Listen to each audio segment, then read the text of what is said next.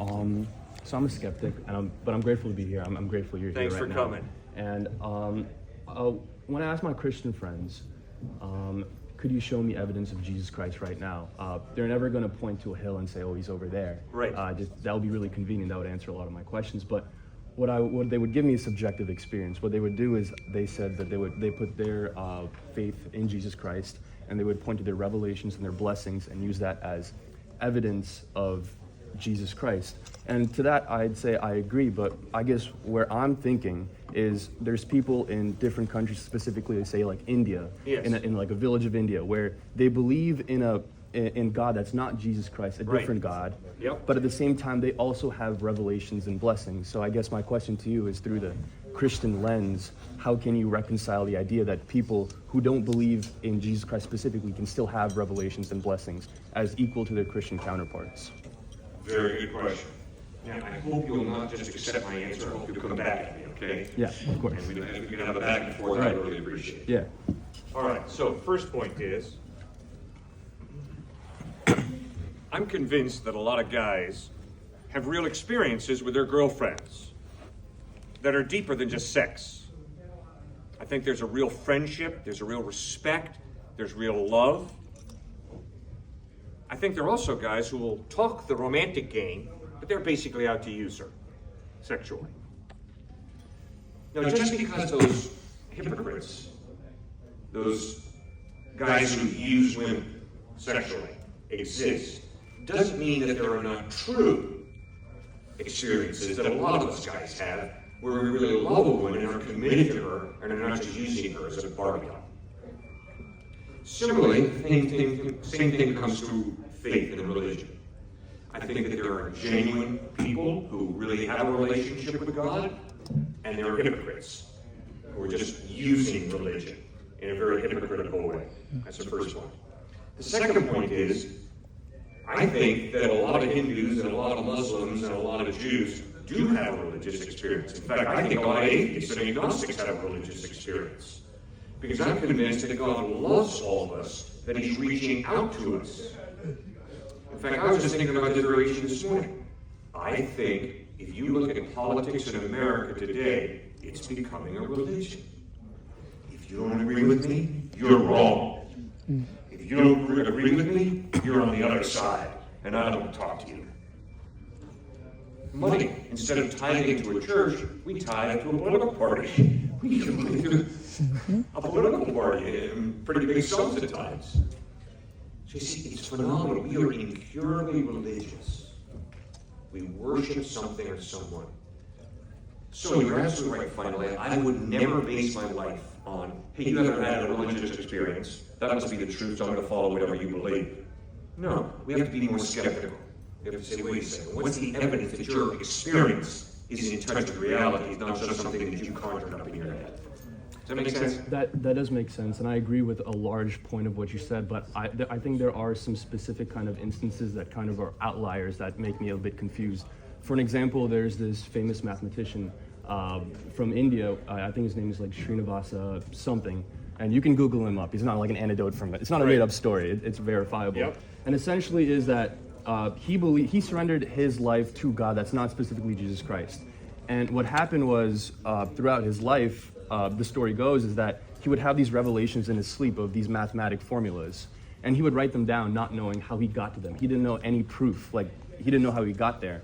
And then he would give them to Oxford, and these mathematicians would back it up and be like, oh my God, it's actually real. And to this day, there's people still backing up those formulas where he had no idea how he got them. So I guess specifically I'm talking about these outliers that are just like complete revelations. How can you reconcile these crazy things that are still in touch with reality because people can back it up? How can you kind of reconcile these outliers? I guess that's my question. The Bible talks very clearly about God communicating to many different people, both believers and unbelievers, through dreams. Nebuchadnezzar had dreams. Daniel interpreted dreams. Daniel didn't look at Nebuchadnezzar's face and say, you're an idiot. No, he said, no, that dream is real. And here's the meaning of it.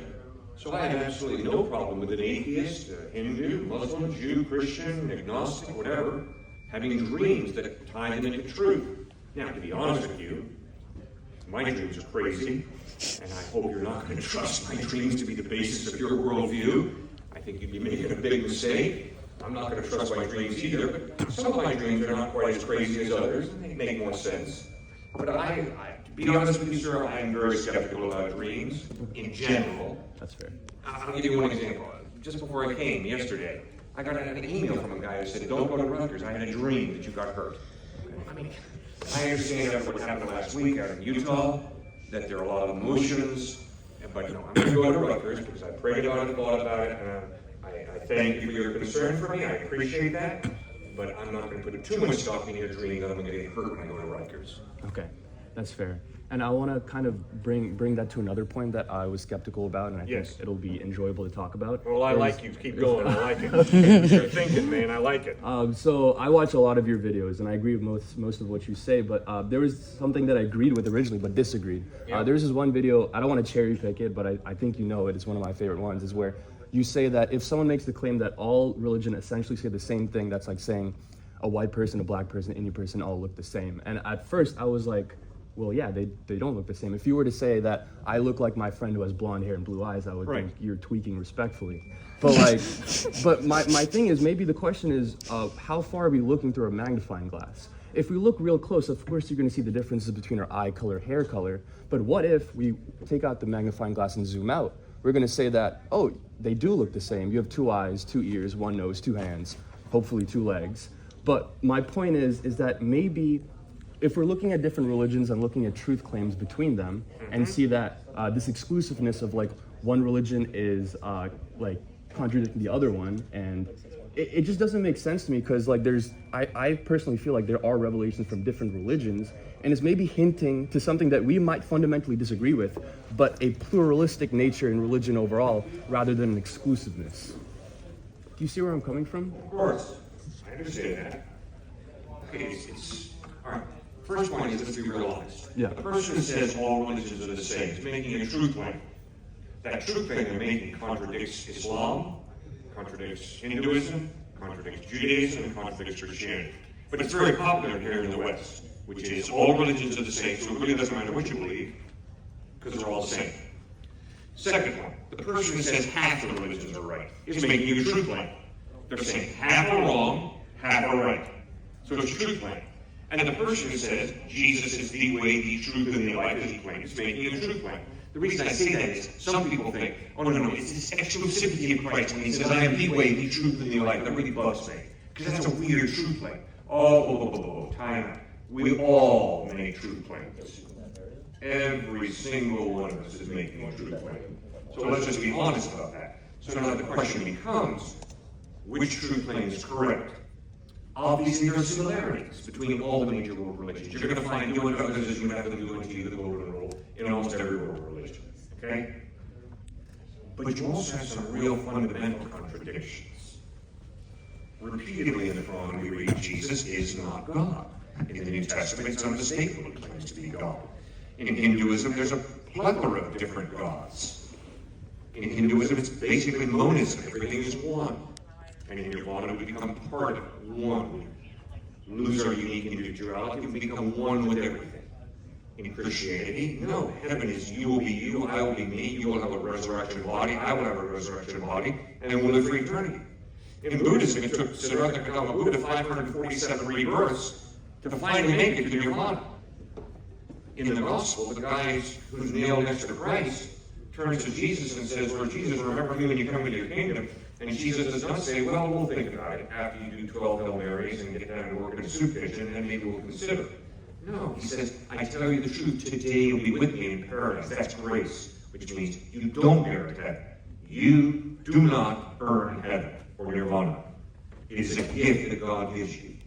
C.S. Lewis was walking through the faculty when I was at Oxford, and the faculty was having a debate. What's the difference between Christianity and every other major world religion? And C.S. Lewis said, well, that's easy. Grace.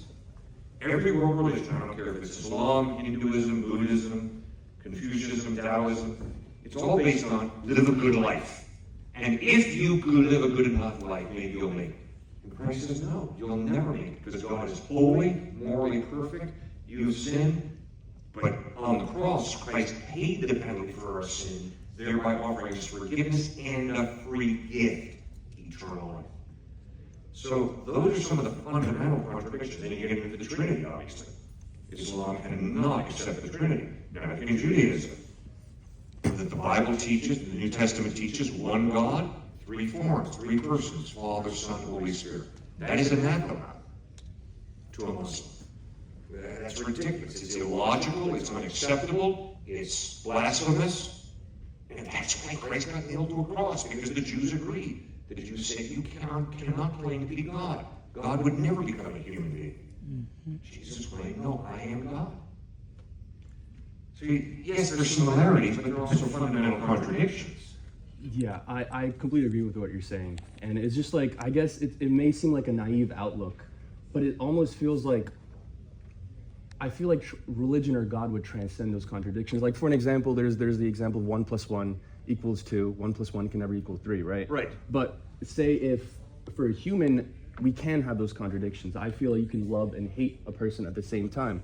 I would take a bullet for my sister, but I also hate that she wears shoes in my room. It's like these kind of contradictions, like, and you can see it in yourself, like they overlap. And I guess my question is, why is it that we put more precedence on those contradictions and less precedence on the lifestyle? I understand through the Christian perspective, it's that lifestyle doesn't get you to heaven because you don't, you don't surrender your life to Jesus Christ. But maybe through a more agnostic viewpoint, it seems like, wait, if there's other religions that are doing the same things, they're having fundamentally the same morals that I believe, like with my research, as well as putting their faith in a God that's not specifically Jesus Christ, and above them, they still live a morally good lifestyle compared to their Christian counterparts. And I guess maybe we have a fundamental disagreement that that's enough to get to heaven or liberation, as we say. Okay, great points. First point, I don't think there's a contradiction at all between you would love your sister and take a bullet for her, and you don't want her wearing her shoes in your bedroom. I think you know very well that your love for her is deeper and far more profound than you get upset with her for wearing shoes in your bedroom. That's fair. And I think that your hard willingness to take a bullet for your sister is a tremendously important thing versus whether she wears shoes in your bedroom. I don't think that exactly comes to the same level. That's fair. All right. Secondly, now we're getting back down to one of the fundamental disagreements between Jesus and other religions and philosophies, which is, what's a human being like? And according to the Bible, he is valuable because he's created in the image of God. According to the Bible, he also is a dirty, rotten sinner who has abused the gifts that God has given him. Same for me. I am valuable because I'm created in the image of God, but I am a dirty, rotten sinner. It's sort of like what Alexander Solzhenitsyn pointed out, the great Russian novelist, when he said, the line separating good from evil does not run between parties, classes, and countries. You know, all the Republicans, they're all evil. No. It's the Democrats, they're all the evil ones. No. The line separating good from evil does not run between parties, classes, and countries. You know, it's the Ukrainians, they're the really evil people, and the Russians are the really good people. Oh, no. It's the Russians who are the really evil people, and the Ukrainians are really good. And it just goes on, and it's a joke, it's false. We all have a line running right through our hearts, separating good from evil. When I was a little kid, I picked up a metal truck and dropped it on the head of a playmate in the sandbox. Never saw that behavior modeled before. It came very naturally. I'm a dirty, rotten sinner. I just crushed his head with a metal truck. And he went off running. So, the question is that accurate? Or are you just really a pure good person? And maybe society messes you up like Rousseau taught. No, I think the evidence is Christ is spot on. We all have this weird mixture of good and evil. So therefore the question becomes, how do you make it to God? How do you make it back into God's presence? And all the religions of the world say, by being a good boy. By pulling up your moral bootstraps, trying harder, and being a good boy, Cliffe. And Jesus says, sorry, you'll never make it. Cliffe, you will never make it. You need me to help you in a way that you cannot help yourself. So faith in Christ is not a self-help program. Faith in Christ is not, oh, just realize, Cliffe, what a great guy you are. Let's be positive about Cliffe. Isn't Cliffe just a great, wonderful guy? Yes, Cliffe does great, wonderful things at times, as I'm sure you do, as I'm sure we all do. But at other times, we are self-absorbed, narcissistic, We are mean. We have subtle racist attitudes. We are greedy. I mean, just think about it, guys. We're Americans, right? We live in the United States. What's the biggest killer in the world? Starvation. How much money do we have? How much are we giving away to put food into the mouths of starving children? See, that's what I struggle with. I am pretty greedy. And Christ hopefully is cutting me out of that straitjacket of greed, and helping me be more generous, because that's what I got to become this. I mean, imagine, he has a starving kid. I walk up to him and say, I believe in Jesus. You have a good day with your little kid. Walk away. You're going to be a hypocrite. Pardon? You're a hypocrite then. Exactly. What a hypocrite. Right? Yeah. Well, too often I've been a hypocrite. Too often I've been greedy. So this whole idea of, oh, no, your problem is you just don't realize how great you are. Oh, give me a break. It's not a real problem. A real problem is I do struggle with self-centeredness and greed. And now Christ says, I want to forgive you, and I want to change your heart. Does that make any sense? It does. I agree with what you're saying. But there's like a fundamental disagreement that I have because of my religion, which is Hinduism. Yeah. I don't want to get into the entire gist of it, but I guess like the smallest part is we also believe the same exact thing, but instead we don't have the truth claim of that one God, but we have just any God that you pray to, as long as you have this template of morals and believing in a God that's above you. And I mean, I agree with exactly what you're saying. Like, we have like this sin that just lifestyle can't fulfill the debt of it. And it's the same thing in Hinduism as well. It's just that the truth claim in Christianity is that Jesus Christ, you should surrender yourself to Jesus Christ specifically, while Hinduism says any God will do. Mm-hmm. I guess that's the fundamental disagreement that we have. But I agree with everything else that you've said so far, but I guess that's just my opinion on things. You bet. And I appreciate it. I respect you. Here's why I can't be Hindu. Because it's monist. Everything is one. And if that's true, everything is one, then you wipe out the basis for right and wrong. What do I mean? If everything is one, she's part of God, I'm part of God. I fall back, slap her in the face. What just happened? Part of God just hit part of God. There's no basis to say that's wrong, because we're all part of God. Gandhi got his understanding that the caste system was wrong, not from the Vedas and the Upanishads. He got it from an understanding of the Sermon on the Mount. God is a separate being who created her in his image, who created me in his image. And if I hold back and slap her in the face, that is evil, because I am violating her value as a human being. I'm violating the purpose for which God gave me this hand, which was to love and respect her, not smack her. And so Gandhi, out of respect, fought for the abolition of the caste system, because he understood, no, right and wrong are real values, because evil is not part of God. Does that make any sense? It does, and you're actually right. That is a school of thought in Hinduism, but what's interesting is that only 0.1% believe in monism. You're right, it's still a school of thought. But I guess, can we like move to the lens of something called qualified non-dualism? This is referring to Bhagavad Gita, I'm sure you're familiar with it. But in this, the essence of it is that creator and creation are separate. They're not one. But the creation has an essence of God in it. So if you use your example of, say, if you smack her in the head, it's not God hitting God, it's your hand hitting her head. What makes it a God, what makes it godly is if you detach from attachment, if you detach from anger, if you detach from intention when you're hitting her. And if you detach from that, then it's God hitting someone else, if that makes sense. Like if you're defending your family, then that's the God in you acting to defend your family out of purpose to hurt the person in front of you.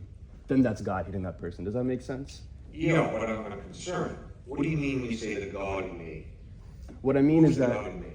What I mean is that in the Hindu belief is that every soul has an essence of God in it.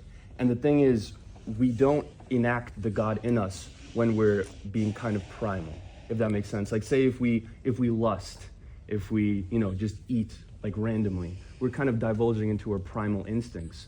But what Hinduism says is that no, detach yourself from desire, detach yourself from anger when you do these actions. And that's when you are working in God's will in a way.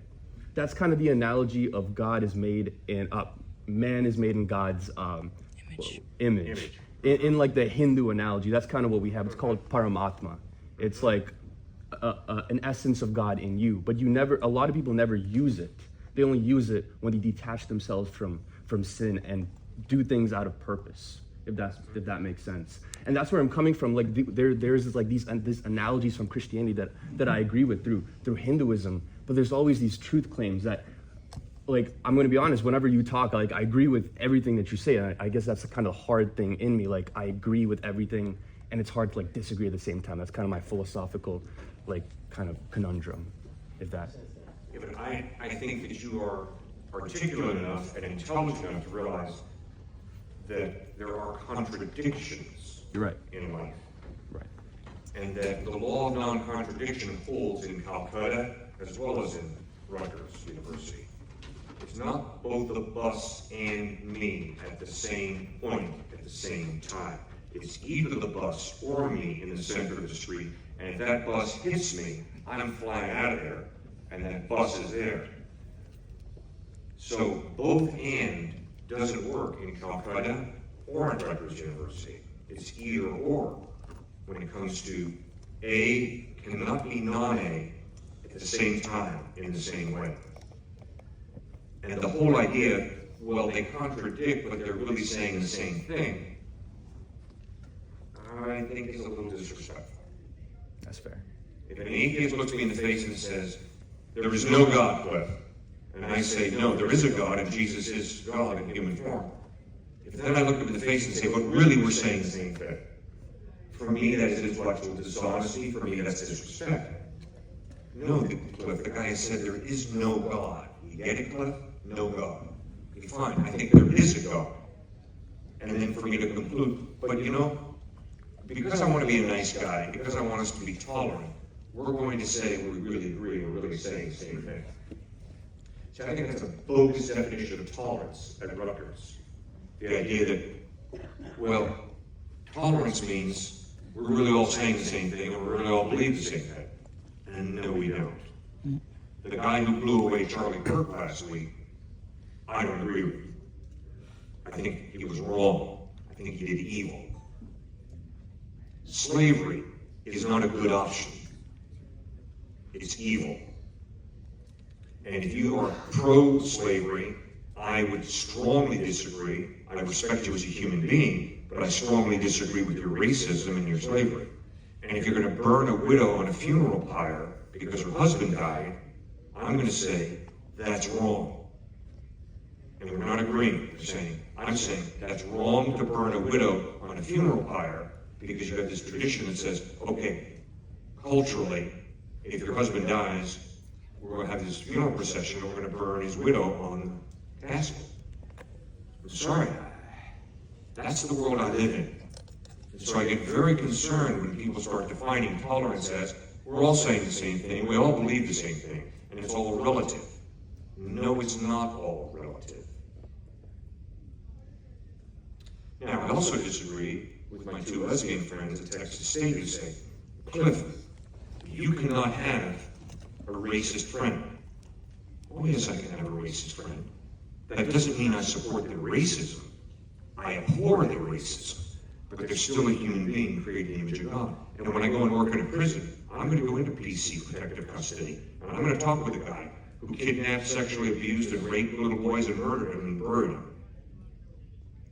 Because he's still a human being created in the image of God. That does not mean that I affirm or that I tolerate what he did to little boys. I hate it. It's evil. But then when I go out into the gymnasium to play basketball with the other inmates and they say, Cliff, what are you doing? He's a piece of dirt. I say to them, yes, I understand that what he did and why he's in this prison is horrendous evil, but he's still a human being created in the image of God. Does that make any sense? Yeah, it does. That's fair. I do condemn moral relativism. Just so we can be clear. But yeah, no, that's fair. I have nothing else to say. But that was great. Thank you so much.